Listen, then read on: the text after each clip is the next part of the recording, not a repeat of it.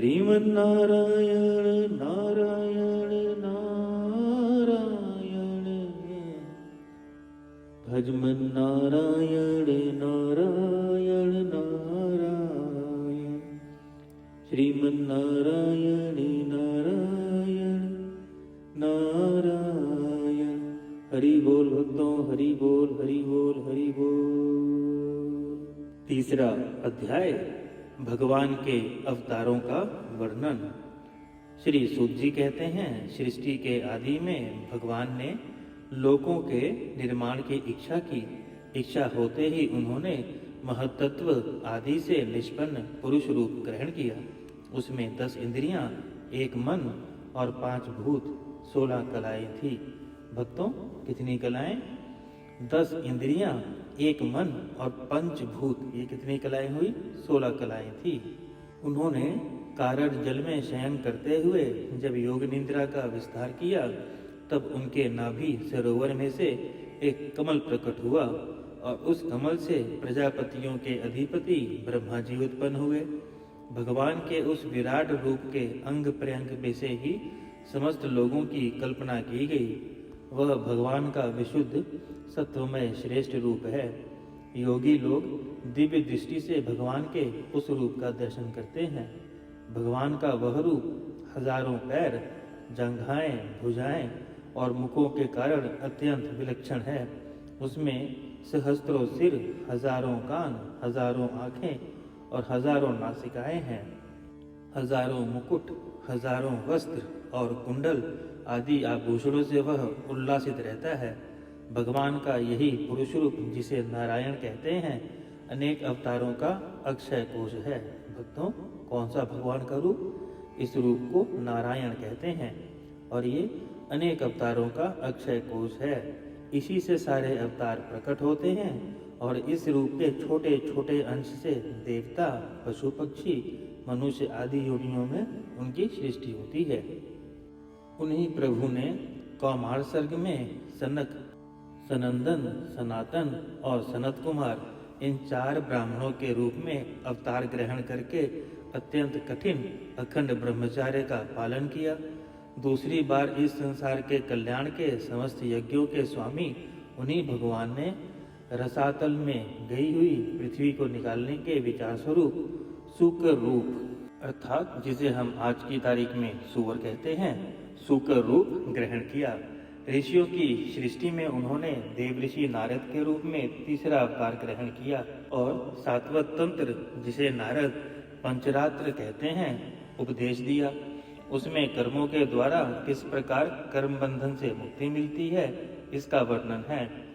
धर्म पत्नी मूर्ति के गर्भ से उन्होंने नर नारायण के रूप में चौथा अवतार ग्रहण किया।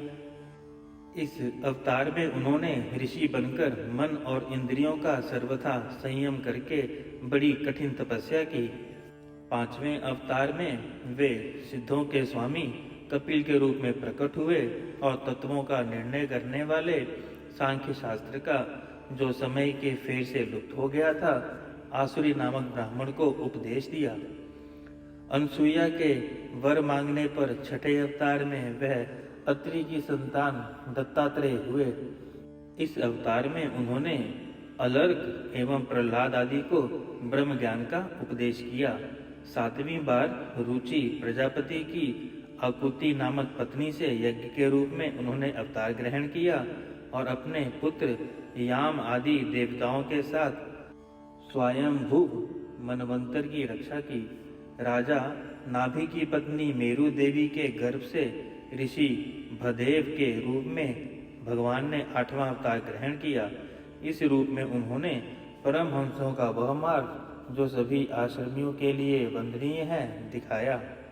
ऋषियों की प्रार्थना से 9वीं बार वे राजा पृथु के रूप में अवतीर्ण हुए। शौनक आदि ऋषियों इस अवतार में उन्होंने पृथ्वी से समस्त औषधियों का दोहन किया था। इससे यह अवतार सबके लिए बड़ा ही कल्याणकारी हुआ।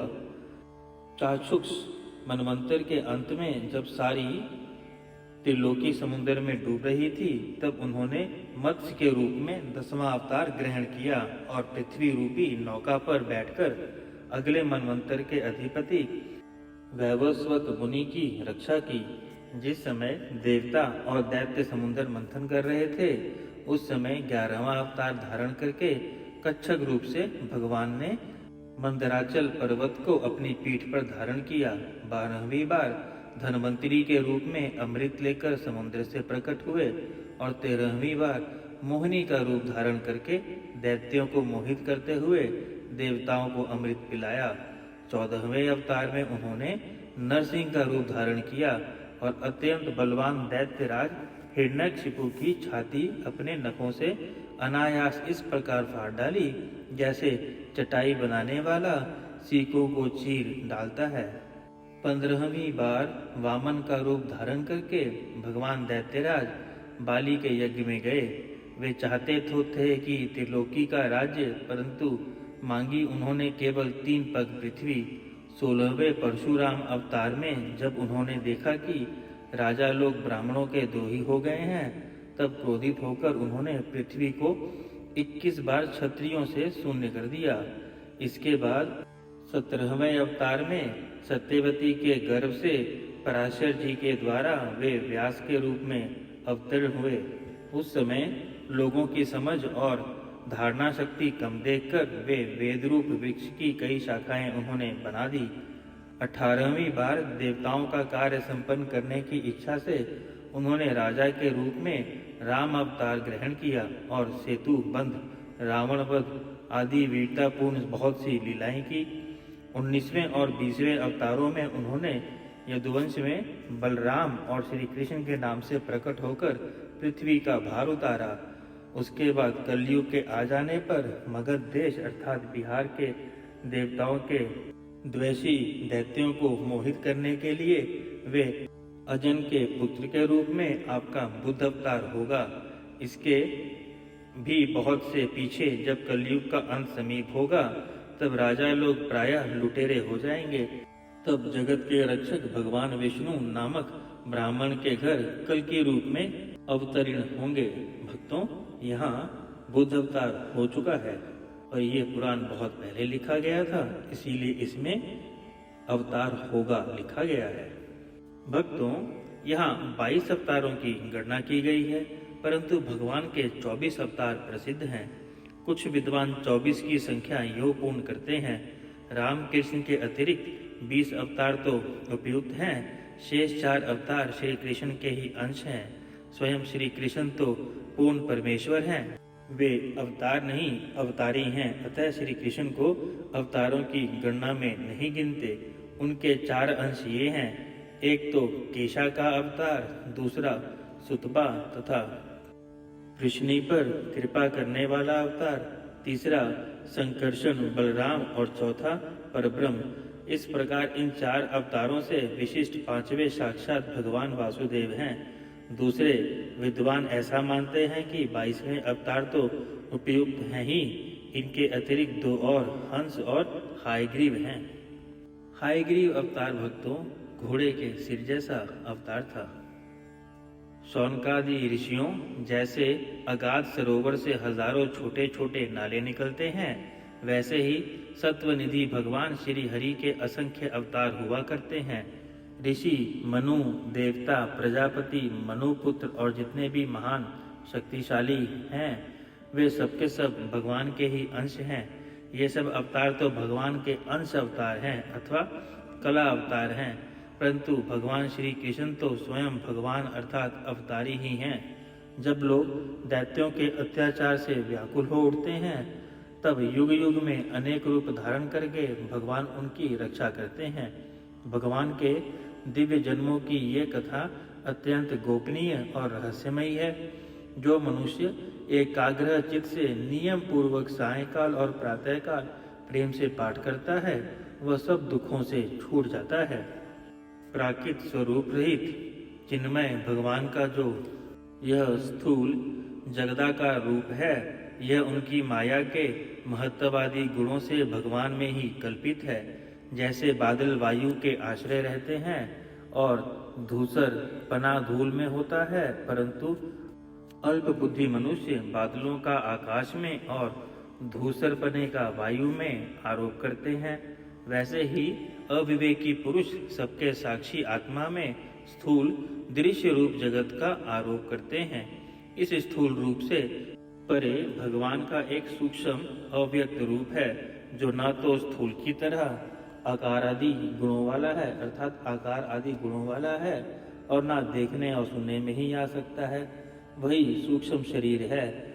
आत्मा का आरोप या प्रवेश होने से ही यह जीव कहलाता है और इसी का बार बार जन्म होता है। उपयुक्त सूक्ष्म और स्थूल शरीर अविद्या से ही आत्मा में आरोपित है।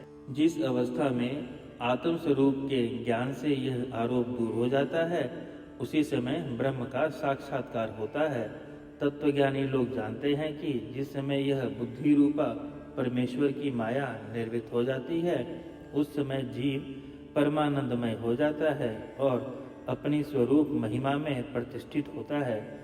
वास्तव में जिनके जन्म नहीं है और कर्म भी नहीं है, उन हृदयेश्वर भगवान के अप्राकृतिक जन्म और कर्मों का तत्वज्ञानी लोग इस प्रकार वर्णन करते हैं, क्योंकि उनके जन्म और कर्म वेदों के अत्यंत गोपनीय रहस्य हैं। भगवान की लीला अमोघ है।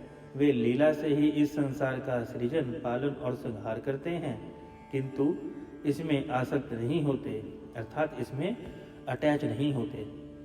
प्राणियों के अंतकरण में छिपे रहकर ज्ञानेंद्रिय और मन के नियंता के रूप में उनके विषयों को ग्रहण भी करते हैं, परंतु उनसे अलग रहते हैं। वे परम स्वतंत्र हैं। यह विषय उन्हें कभी लिप्त नहीं कर सकता। जैसे अनजान मनुष्य जादूगर अथवा नट के संकल्प और वचनों से की हुई करामात को नहीं समझ पाता, वैसे ही अपने संकल्प और वेदवाणी के द्वारा भगवान के प्रकट किए हुए इन नाना नाम और रूपों को तथा उनकी लीलाओं को कुबुद्धि जीव बहुत से तर्कयुक्तियों द्वारा नहीं पहचान सकता। चक्रपाणी भगवान की शक्ति और पराक्रम अनंत हैं। उनकी कोई था नहीं पा सकता। वे सारे जगत के निर्माता होने पर भी सर्वथा परे हैं। उनके स्वरूप को अथवा उनकी लीला के रहस्य को वही जान सकता है जो नित्य निरंतर निष्कपट भाव से उनके चरण कमलों की दिव्य गंध का सेवन करता है, सेवा भाव से उनके चरणों का चिंतन करता रहता है। शौनकादि ऋषियों, आप लोग बड़े ही सौभाग्यशाली तथा धन्य हैं, जो इस जीवन में और विघ्न बाधाओं से भरे इस संसार में समस्त लोगों के स्वामी भगवान श्री कृष्ण से वह सर्वात्मक आत्म भाव, वह अनिर्वचनीय अन्याय प्रेम करते हैं, जिससे फिर इस जन्म मरण संसार के भयंकर चक्र में नहीं पड़ना होता। भगवान वेदव्यास ने यह वेदों का सामान भगवान चरित्र से परिपूर्ण भगवत नाम पुराण बनाया है। उन्होंने इस श्लाघनीय, कल्याणकारी और महान पुराण को लोगों के परम कल्याण के लिए अपने आत्मज्ञानी शिरोमणि पुत्र को ग्रहण कराया। इसमें सारे वेद और इतिहासों का सार संग्रह किया हुआ है। सुखदेव जी ने राजा परीक्षित को यह सुनाया। उस समय वे परम ऋषियों से घिरे हुए आमरण अनशन व्रत लेकर गंगा तट पर बैठे हुए थे।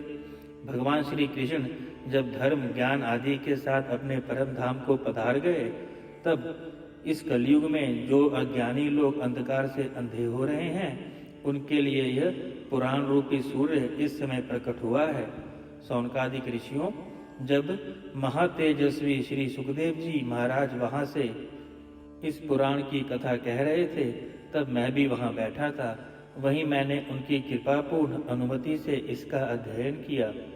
मेरे जैसा अध्ययन है और मेरी बुद्धि ने जितना जिस प्रकार इसको ग्रहण किया है, उसी के अनुसार मैं इसे आप लोगों को सुनाऊंगा। तीसरा अध्याय, प्रथम स्कंद, श्रीमद् भगवत पुराण महात्म्य संपूर्ण। श्रीमन्नारायण नारायण नारायण, भजमन नारायण नारायण नारायण, श्रीमन्नारायण नारायण नारायण, भजमन नारायण नारायण नारायण, श्रीमन्नारायण नारायण नारायण। हरि बोल भक्तों, हरि बोल, हरि बोल, हरि बोल।